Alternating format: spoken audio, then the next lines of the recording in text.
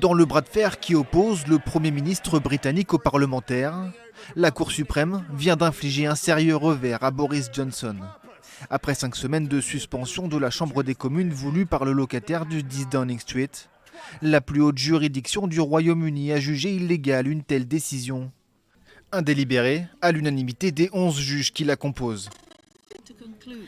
La Cour est donc tenue de conclure que la décision de conseiller à Sa Majesté de proroger le Parlement était illégale parce qu'elle avait pour effet d'empêcher le Parlement de s'acquitter de ses fonctions constitutionnelles sans justification raisonnable.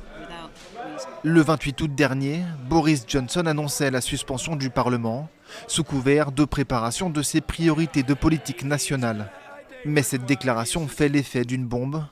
Immédiatement, l'opposition travailliste ainsi qu'une vingtaine de députés de son propre camp l'accusent de vouloir museler le Parlement pour une sortie du Royaume-Uni sans accord. Une thèse retenue par la Cour suprême et une victoire démocratique pour le chef de l'opposition travailliste qui demande la démission de Boris Johnson.